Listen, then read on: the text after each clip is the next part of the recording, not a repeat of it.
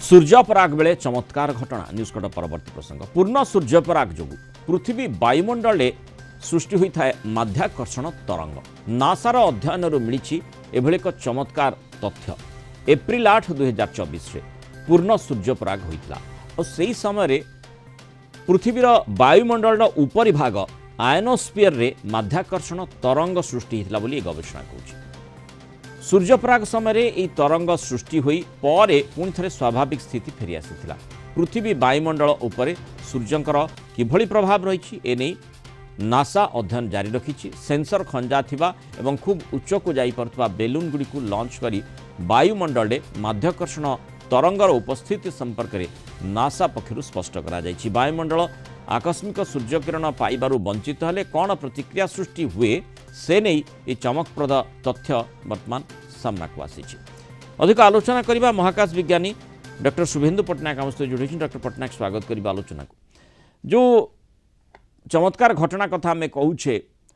माने विज्ञान दृष्टिकोण यह अत्यंत गुरुत्वपूर्ण बा चमत्कार बोली ताको कहा जाई पारे कारण जो गवेषणा करा जायछि आयोनोस्फीयर रे माध्याकर्षण शक्तिर जो माने सूर्यपराग समय माध्याकर्षण तरंग जो सृष्टि होता आयोनोस्फीयर रे तार प्रभाव पड़ता कथा कहा जाउथला ए घटना को किभली आपण व्याख्या करिवे एवं जो माध्याकर्षण तरंग बोली जहां कहा जाउछि से कथाटी कोन देखंतु आपण जदि केबे सूर्यपराग देखिते पूर्ण सूर्यपराग समय रे हमर भूपृष्ठ रे माने हम ठिया हिते जोटी सेठी सब गोटे कला कला छाई खूब जोरे चली जीवार देखा जाए जोटा गोटे बहुत माने दृश्य गोटे अद्भुत दृश्य बोली आम कह गुड़ाए साप एका बेले चली जाऊँगी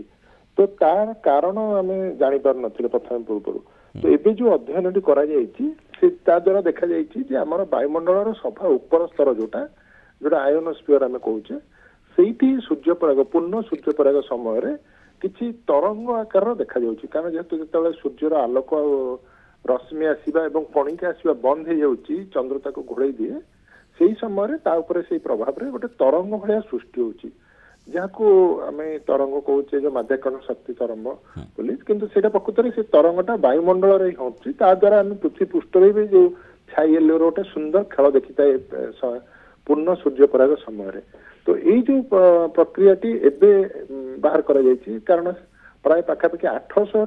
छात्र विज्ञान छात्र माने 800 बेलून पठे महाकाश को ऊपर को पठे तार जो फोटो को नहीं ताको सिंक्रोनाइज करी स्टडी करिसेंती तो निश्चित भाव एटा गोटे नूतन तथ्य हमको जोगाई एथर जो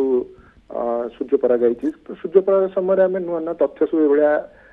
जानी था गवेषणा करा जाइए तो निश्चित डॉक्टर पट्टनायक जमती आम देखु जे सूर्यपराग बा चंद्र ग्रहण समय विशेषकर जो जो जलभाग रही ताहा प्रसारित होता है से प्रकार माने विज्ञान आम देखी अनुसरण करा जाइए एवं उपलब्धि मध्य रही ये से भली आ गोटे माने घटना की एटा से बढ़िया नुहे एक्जाक्टली कारण जो सूर्यपराग घटे चंद्रग्रहण घटे तीनोटी जाक पिंड आमर गोटे सरल रेखार आसी जाती तेणु से समय आमर माध्याकर्षण शक्ति गुड़िक मिसी जाती तो से अधिक जुआर भट्टा देखी था जलभाग संप्रसारित होता है किंतु यहाँ वायुमंडल उपर गोटे प्रभाव जोटा कि किसी तरंग सृष्टि करुच्ची जोटा आलोकर अभाव जो कणिका गोटे आम सूर्य सब अनेक गुड़े कणिका आस जोटा कि आम खाली आखिरे भी देखिपारे तो ता द्वारा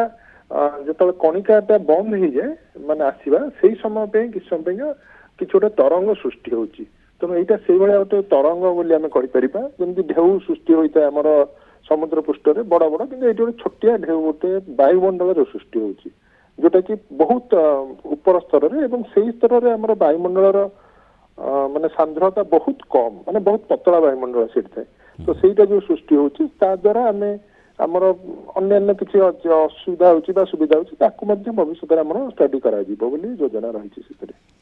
बहुत बहुत धन्यवाद डॉक्टर शुभेन्दु पट्टनायक आलोचना रही मतामत रखि।